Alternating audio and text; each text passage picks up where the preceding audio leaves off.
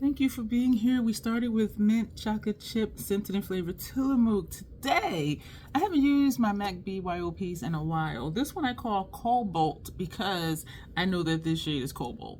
And so that's why we named it that.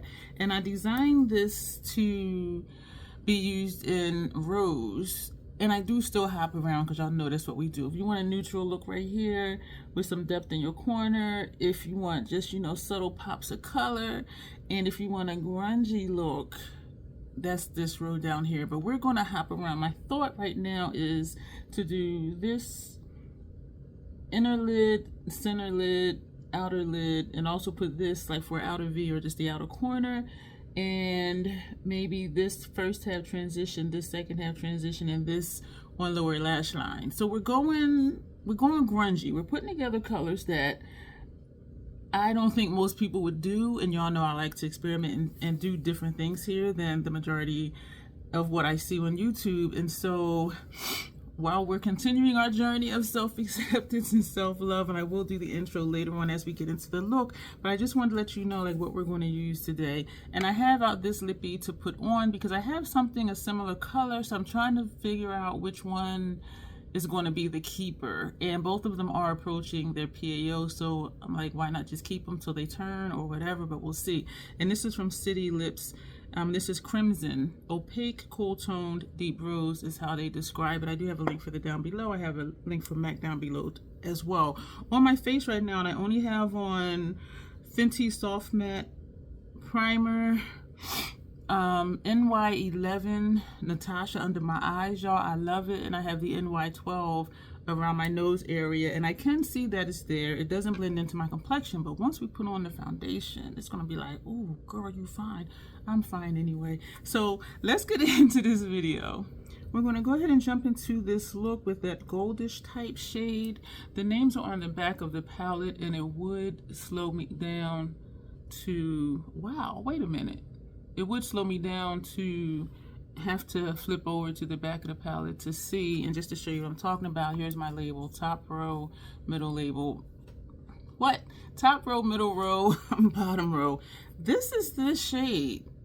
This right here is, I'm seeing like a pinkish orange down here in the mirror. So while I'm applying, we're just going to go ahead and do the intro. I have some new subscribers, and I am so excited. One of my newest ones left me such a heartfelt comment. I was like, oh. And I do screenshot, the comments that are people saying like why they subscribe, because it encourages me. And if I'm having a down day, I can look at it and be like, this is why I do what I do here. You know what I mean? So with the intro, and it was about the intro. So the intro is, I call this the crazy troll nation of YouTube. Why do I do that? Because here's a crazy concept. Being your authentic self. Trying not to feel like you need to act in a way that you normally wouldn't, or trying to emulate someone else. Just be yourself and let your natural personality shine through. I know it sounds crazy because so many people are so concerned with what other people may think. And I'm here to tell you, what you think about yourself matters more. The troll part of the crazy troll nation, this shade right here, the troll part, excuse me, of the crazy troll nation is not caring too much about the beauty community standards. You set the standard for yourself. You will hear, you have to use this brand, you have to use this tool, you have to use this technique. And I'm here to tell you, do whatever you want to do. Use whatever brands, use whatever techniques, use whatever tools to get your makeup on in a way that you are satisfied with it. Because here at the Crazy Troll Nation, we are about self-acceptance and self-love, embracing your natural features, enhancing them if you want to, when you want to, but never feeling like you have to. Love yourself for who you are and for how you look, even when you're not wearing face paint. That's what we stand for here. So if you're like Crazy Troll Nation, yeah, be your authentic self. Know that you rock and love yourself and put yourself first. It is not selfish. You need to love you for who you are. And there's two things you need to know here if you are new. I do curse because I curse. And the other thing to know is there's an organism that lives in my throat that randomly hiccups, gargles, and belches. And I do always try to be cognizant of it so that I can say, excuse me. Every now and then one will get past me. But I do try to be aware of it. And I just woke up from a nap about 20 minutes ago, and I drank enough water to take my meds, and so I don't think the organism in my throat will make appearance, but who knows, because if y'all been here, stuff just be happening. So this is an easy peasy look right now, and this could be your whole look. Take this all over the lid, put on eyeliner, mascara, and you can be done. Like, that could be it. I did not put I'm saying too much.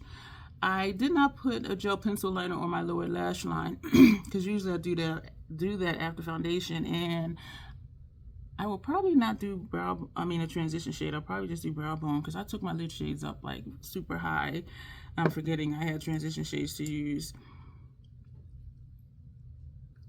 I don't want to say again, but what was I thinking? We're going to take this green right here, this shimmer green. I didn't put liner on my lower lash line because I usually do that after I put on foundation, and I didn't put foundation on, and I still thought to do it just to see like would it still be there, because I do take my foundation up under my eye. I need to stop saying that. I seem to remember this shade being more vibrant than this. There I go again. I want to say some of these I got at the CCO, which is a cosmetic company outlet. Some places it's called CCS, Company Cosmetic Store. But this is lighter than I thought, or is it turning? This is Power to the Purple. I do know that. And this is a newer one because the previous one I had, it started to turn. It still performed, but it was very dry. And I'm like, okay, I need to replace you. So I went into the MAC store and repurchased that one shade. And that's one thing with BYOPs. Unless stuff is, discontinued, you can replace it. And so if you really have a palette that you enjoy, that you did a BYOP, oh, this is nice. You can go back and just, buy that shade and just pop it back in the palette. And because I purchased these shades at different times, I don't know when they should pass their time. For FDA regulations for makeup, if something is supposed to last longer than 30 months after it's opened by the consumer, brands do not need to put makeup skincare. They do not need to put a date on it. The PAO on the back of your products, it's a jar with a number and a letter. If it says 12M, that means it should be good for at least 12 months after you open it. Some House Labs, their bronzers, blushes, highlighters, it's the number 24 with an M. That means it should be good for at least 24 months after you open it. Some people call it a shelf life, but it's actually called PAO, which is period after opening. And if you look at the jar, and if you never paid attention, pick up one of your cosmetic products and look at it. It's an open jar. That means after you open it. A shelf life is if you just keep it on your shelf, even if you never use it. If the shelf life was 12 months, even after 12 months, if you've never opened it, that product is no longer any good, or it's not going to function as well as it should. So there is a difference between shelf life and period after opening. So if products should last more than 30 months, the brand does not have to put a PAO on it. And a lot of MAC products do not have a PAO on it. And I do tend to have their stuff for 3+ years, and so I'm like, okay. And that's what I like about House Labs too, because it is a longer PAO. I'm going to have it longer. And Lethal Shadows 24-month PAO, and so I like brands that I know I can have it longer. Some Pat McGrath Labs blushes, I think some of them are like 18 months, and so that's really cool too. And yes, I will still use something past that date, but once the formula starts to change, I like this. It took me some time to get this green how I wanted, and it just looks so vibrant, right? And I guess it does look like that. I don't know, but I was expecting more. So now we're going to take Power to the Purple. Pardon me. thinks I should take this one because it's lighter because of how this showed up, but we're going to take this and go dark because that's what we said and we're going to commit to it. So far we used Esom brushes and Hourglass, and this is a Sigma brush. So we're going to use a fluffy brush because I want to see if I can place this and pull it out at the same time, because usually I use a flat shader brush for this, and oh, that's nice. Yeah, this is what I need to be doing. And I'm not able to get this the wing shadow shape that I want. I like this. That's what I needed to do. And I have noticed and been aware that Bestie Gel Beauty Gel Beauty 87 aka Grace, she uses a fluffy brush and places, you know, she does what I'm doing right now, and then she'll just put it and just wing it out. And I think she does her transition shades first and then her outer corner and then her lid. But y'all see I do different. And so just hang tight because there's a lot of things that's different here than mainstream beauty YouTube. But I would get more impact from this color if I use the shader brush, and I kind of want to do that and then just go back with that brush. So we're going to take this one so we can just pack it on a little bit, and since we have this shape, we're also going to just like feather it out here because I think my primer stops here. So this out here is just kind of like whatever, but I may cover that up with foundation. But I like that. Let me know. We're going to go back to the brush with the green, and we're going to overlap that purple because I think this is different and it's nice. And it is murky. It is giving me that grunge vibe to have that purple and then the green, and then you got sensible colors, a pink and an orange. Which again looks gold in the palette. Yo, I like this. Let me know if you are digging this look. Let me know if you would do this color combination, because I feel like a lot of people would not, because I see a lot of monochromatic looks which are easy. It's going to go together. It's going to look nice because all the shadows you're using are in the same color family. They're just variations of the same color. And I know that that's popular. I like to do different things. I do like monochromatic looks. They come in clutch if I just want to do something quick and be out the door. But my heart lies in messy grunge, vampy, smoky, goth, a hint of punk, using like a red or a yellow or teal blue eyeliner for my upper lash line. And so, you know, all aesthetics serve a purpose. Number one, depending on what you prefer. And number two, that is nice. Oh my gosh. And number two, I'm still saying too much. Number two, as I said for the intro, excuse me, wear what you want to wear and just rock it. And know that you're the bomb. And I do encourage experimenting with your makeup, because I did this with this brush and I'm like, ooh. So what will happen if you experiment with your makeup? Do a color combination you wouldn't usually do. Trying different shapes that you normally wouldn't try. Using different techniques that you haven't tried or typically won't try. There's a few things that can happen. You'll do it and you'll love it, and you'll be like, yeah, I'm definitely doing this again.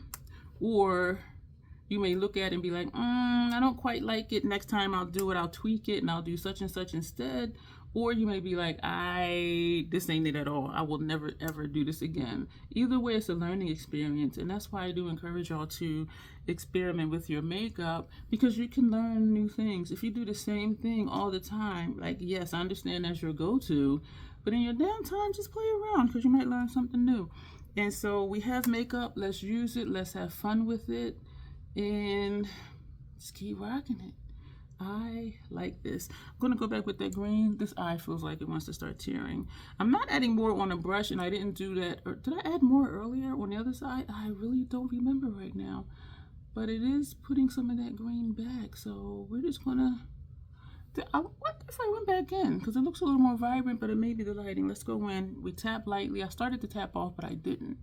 And I don't don't get a lot of fallout from MAC. So honestly, I could have just finished the face, and I didn't for no particular reason other than just to get this look started. I feel like I'm in slow motion because I did just wake up not too long ago. And so, yeah, that's what's going on now. And this side does feels like it wants to start tearing. This is a lipstick applicator that I'll just kind of stick in my tear duct area, hoping that it will stop the tearing. So we're going to now work on our transition shades. We're going to put this one, y'all would be like, girl, that's too much, don't do it, because look at the shade that's there. We have that pink shade, but we're going to do it because we're trying new things. And I did just tap the tip of the brush in it, and we're going to just put this here, and we're going to take that other shade that I showed you and put on the second half. Did I say transition area? I did. Brow bone, really, because I do take my lid shades up higher so you'll see them, because as you see, my mobile lid, when I look straight, gets covered. You only see like a little tiny sliver, and so that's why I take my lid shades up higher. Sometimes I don't take them up this high if I remember that I have shades to use for transition, which that shade would be like right here. So you can still see the lid shade in my transition, but then there's a transition shade here, which leaves me room to do an actual brow bone highlight, which I don't always do. And I don't always even do brow bone shades or transition shades. It just depends on whatever my mood is. So excuse me for the glare. Now we're going to take this one and we're going to put that over here. So even these, putting like a light grayish green and a brownish tone. But you know, browns go with anything, depending on the tone of the brown. But putting that here, all this is doing is just furthering the blend of that top line of lid shades, and that is nice. And so that is what we got, y'all. So I wanted to use this. I have 2 more MAC BYOPs. I haven't used them in a long time, just using other stuff and doing the beauty face-offs. And when I get a new palette, I do live stream swatches, and then I do looks with that palette. So for no particular reason have I not been using this, but I'm sitting here and I'm like, I need to use my MAC BYOPs. I finally finished writing in all of my inventory into that book that I showed you, and that's what really was like, okay, you haven't used this in a long time, girl, like what's going on? We're excuse me, we're going to put this lower lash line, but I think I'm going to wait until we do foundation. This is what's on our inner rims, and we're going to take, that's a green, we're going to also put this on lower lash line, and when we come back, well, this will be on lower lash line. We're going to do everything. We're going to powder down. I do like how these concealers look on my face. You can tell this is not my natural coloring, because you can see this is blending in, yes, but then my cheeks, I don't know if they're just a little reddish. My cheeks do lean neutral, and so you can see this color here, and then it's different from here. You see what I'm saying? And so, but we're going to put on the Soft Lit Fenty foundation. Let me take out mascara now because I usually forget. There I go again. We're going to use this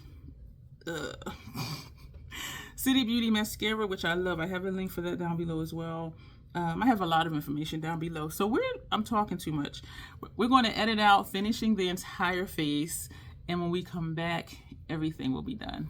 This is after the foundation and powdering down with the Cashew Fenty powder. I just wanted to show you this area, how I said you can tell it wasn't my skin tone, but look how it looks with the foundation. I'm digging it, y'all. You know what? Let's just go ahead and be lazy and finish the rest of the face right now. And I'm saying being lazy because we're just going to use this one brush to do our bronzer, House Labs Deep Level 10. And we're going to tap that here. And you'll notice during my, well, you know what? You didn't see my foundation technique. If you've seen any of my, why am I putting this all over like it's blush? Because it's rosy on me and it looks like it could be a blush. There I go again. I do pat. When I put on my foundation, I pat it. When I put on my setting powder, I pat it. And I think that's why I don't have problems, because some people picking a blush at random, oh my gosh, and it is Watermelon Bliss, whoo, House Labs. There I go again.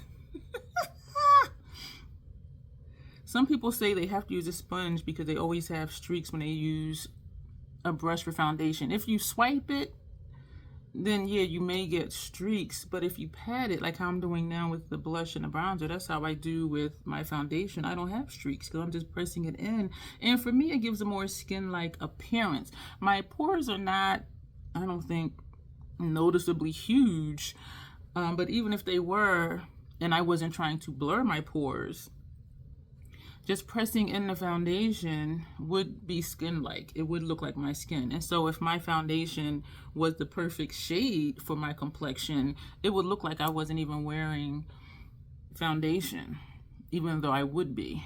And yet my pores may look a little blurred if I dealt with, you know, textured skin or pores that look larger. We picked, oh, I was going to pick a highlighter at random, but we picked chocolate opal. We're going to take that out and use that along with our finishing powder. So I am pulling Fire Opal, and we're going to use the same brush, and we're just going to tap that right here. So we're just tapping in, and we're going to just tap that right here. Sometimes after I tap both bronzer, blush, and highlighter, I will do one of these after it's placed, but my initial placement, if I use a different brush, sometimes I'll go like this and then go like this, but then sometimes I'll just pat.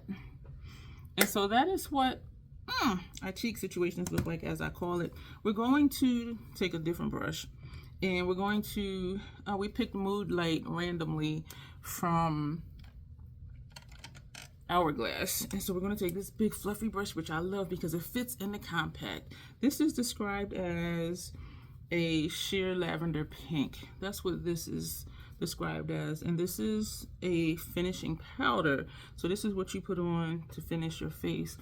And I do really like these, and I'm wondering now if I should have put Chocolate Opal on before this, but what we're going to do with Chocolate Opal, we're going to use this brush for that too, and we're just going to place this strategically. This makes me toasty, so we're just going to pat the brush in, and we're just going to tap right here. Pat in a few times, put that right here. Tap a few times, lightly up here, lightly down here. So we're using this kind of as a bronzer, just to add a little bit more depth to the face. But look how, y'all, you can't tell me nothing. We're gonna put this lower lash line, we're gonna edit that out, and we're gonna put this on lower lash line, and we're gonna put on mascara. We're gonna do the lip, and when we come back, this time for real, everything will be done. This is the finished look, y'all. And for eyeliner, I forgot to put it on. Usually I put it on before my mascara, and I put my mascara on, then I took out number 86 from Inglot, and I put it on the brush, and I'm like, okay, wait a minute. But I was able to get behind my brows. So we have green across the upper lash line with this, and also from Inglot number 97, booyah, we just put this little hook over here. That is it. And this ties in with that first shade. There I go again. Once I'm aware of something, it seems to happen more often. My preference is a black lip, regardless. This does, however, go with the look, and it plays off of that reddish shade that's right there. And it is kind of muted, and it makes sense with the face. I don't always like to make sense. I like to be different. I like to experiment. I like to just try new things. And so, but I am digging this look. Let me know what you think about this look. Is this a color combination that you would do? A goldy orange, a red, a green, and then a purple. This could almost be a pride look, y'all, but with more colors. I'm digging it. I love the lower lash line. I love that we blew it out down a little bit further than we normally do. I love that we winged it underneath. And so even though they aren't wings per se, we have this purple that's winged out, then we have this Inglot shade that we winged out, and then lower lash line that's winged out. So we kind of have triple wings, even though two of the wings are from shadow. But I am digging it. Let me know what you think of this look. There's stuff popping up over here for you to watch. There's lots of information down below. As always, self-acceptance, the self-love, that is the Crazy Troll Nation way. Thank you for being here, and you'll see me soon.